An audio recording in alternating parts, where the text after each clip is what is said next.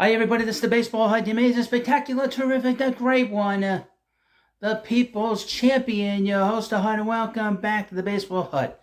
I hope you like this video and hit that subscribe button. Before we get into this video, got a little bit of an announcement. I have kind of sent off into the netherworld, well, not really the netherworld, the Football Hut. There's way too much competition there. It has been a struggle since I started doing it. And I've not deleted the channel because there's just too many people on there that have subbed to it. And I just have too many hours that are just waiting for me to get to the finish line. So what I'm going to do, what I've done already, is I will basically post everything that I've done on all the other 3 channels and archive it there. It's called now the Baseball Hut Archive. Or Archives, or whatever you want to say. And I'll put the link in the description of this video. So if you missed anything during the week, you can just watch a full-length video. I'll also post baseball cards in there. I have a ton of baseball cards, a lot of mostly old ones that date back to, actually, I got some cards from the 60s. And that's how far back my collection goes. But I'll be posting a lot of baseball card, just unboxings, reboxings. Like right here, I have a box right here. I already posted the video. This will be the second video. I'll go through this. I have some interesting players in here. Rather a couple Hall of Famers in here, actually. But it's a bit of a disappointment that I had to blow the football channel up, but it's important that I keep that rolling. So go in there, subscribe to it. You'll get everything there that I talked about during the week. And also you get some baseball cards and a lot of shorts. We're going to have a lot of shorts on there. But we're going to talk about the regular season 26-man roster. Now, the roster for the Mets is going to change. It's going to change. Obviously, probably we could have like an injury. Some pitcher might blow his arm out in the first week, and you'll see changes. There's always changes constantly to the roster. So we're just going to run down a little bit of the roster here, just an early view of it. And obviously there have been some changes already with Cody Senga going down and Max Kranick with an injury. He's not going to be able to compete for a spot with the Mets, which is unfortunate for him. But let's run down to the Mets everyday lineup first. At catcher, Francisco Alvarez. What kind of season is Alvarez going to have? I have sort of a... I'm not going to say he's going to have a monster year. I think that defensively, he's going to have a big season. Defensively. Offensively, I think he's going to be a little bit better, be a little more consistent than he was last year. And I hope that his endurance stays high in the second half. Hopefully he's done everything he can to have that endurance high. We'll see. But he is an impact bat, and he does have tremendous power. The first baseman, Pete Alonso. I expect Pete to have a big season. I don't expect Pete to be traded. The Mets would be crazy to trade him. And then this idea you trade and then you resign him. Very few players do that. Very few players get traded and then resign in the offseason. They don't do that. Jeff McNeil will be the primary second baseman on this team.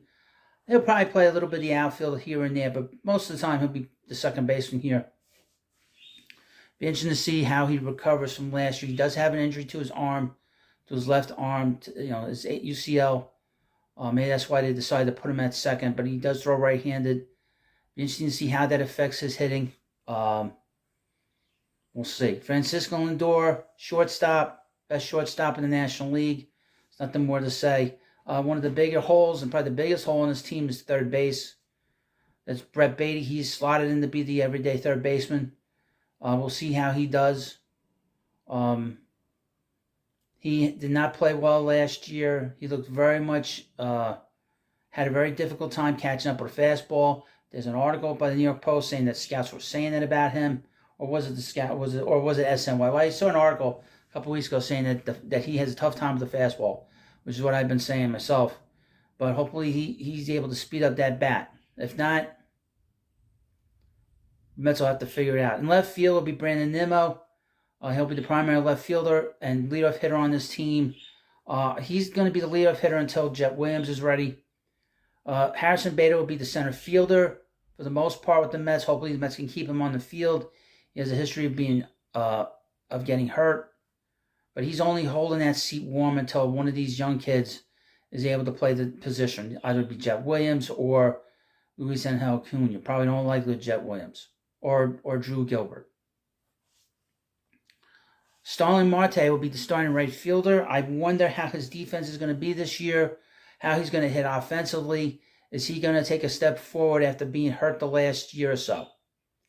Because him not being productive in this lineup has really hurt this club in a big way. Didn't realize how important he was until he got hurt in September of 2022. So we'll keep our fingers crossed. The DH going into the season will be Mark Vientos. I would be shocked if he's not there all season.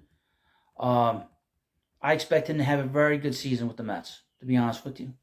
And will be the DH here. The starting rotation.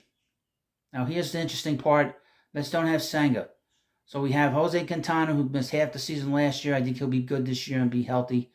Luis Severino is probably the biggest question mark. What are we going to get out of him? What are we going to get out of Severino? If he's healthy, he has a chance to be a top-notch pitcher. Top of the rotation starter. They signed Sean Manaea to a 2-year deal with an option after this year. I am interested and curious to see how he pitches. What's interesting about the pitching staff is that Mets President of Baseball Operations, David Stearns, brought in a second lefty, which makes me happy. Mets need another lefty in this rotation. Adrian Hauser, they made a trade with the Brewers, and they brought him in with Tyrone Taylor a few months back. I don't know much about him. He's slotted in to be in the rotation regularly. Before he got here, he'd been sort of a fill-in guy with the Milwaukee Brewers. Tyler McGill's going to get another shot at this situation to be a number 5 starter on his team. He's been a guy that's pitched well at times, but he's a little inconsistent. Some of the depth pieces the Mets have is Joey Lucchesi, Jose Butto. We have Mike Vassell on the other down the road, and Christian Scott, but they're down the road. Mike Vassell will be the first one out of the prospects to come here, I would expect. Now, probably the strength of this team is the Mets bullpen. Edwin Diaz is back. If he's healthy and he's closing games out, the Mets are going to be tough late in the game. They have Brooks Ray. They brought back Adam Ottavino. He turned down the contract that he had, and then he took less money. Silly. Jake Diekman is another lefty they brought in. We'll see how he is. He tends to walk a lot of batters. Probably the biggest disappointment that did not happen this offseason was that the Mets did not non-tender the contract to Drew Smith. I'm not a big fan of his. They signed in Jorge Lopez. He has been sort of an up and down reliever in the majors. Shintaro Fujinami is an intriguing arm. He throws very hard, but he does throw does pitch to a lot of full counts. A lot of walks in that arm. And Michael Tonkin, which I don't know much about. I guess he'll be in the bullpen too. The biggest name in terms of the young players that the Mets will keep an eye on as fans is Nate Lavender, because Lavender is a guy that has flown through the Mets farm system as a reliever. And he's curious. I'm very curious to see how he is. Now the bench. Right now. The bench is really going to consist of Joey Wendell, Tyrone Taylor, Omar Narvaez behind the plate, and DJ Stewart sort of being the 4th/5th outfielder as well as the other DH. Wendell can't hit, but he's a good defensive player. He's probably the backup shortstop. Tyrone Taylor has some power. He's very good defensively. He'll come in probably late inning defense for right field or left field, or come in and be like a late defensive replacement if Harrison gets hurt or Harrison Bader gets hurt, or they pinch hit for him. Narvaez is the backup catcher. I'm very surprised he's still here. Where was the Mets were trying to move him in the offseason? And DJ Stewart, who had a big August last year, I need to see more. He hit .210 most of his career. So he is a player that we need to keep an eye on. Now we do have an interesting guy sort of come up in the Mets spring training. That's Trace Thompson. Who's actually had a good start to his spring. He's 4 for 7. His first 7 at bats with 2 homers and 6 RBIs. But he has not been a very good major league player. So we'll keep an eye on him.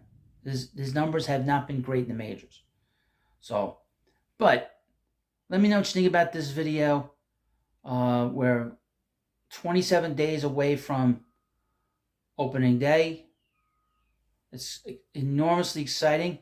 We're going to have a big season. Every year is a great year. Don't let anybody ever tell you anything different. So, thank you for watching this video. Of course, please subscribe to Baseball Hut, and I'll see you later.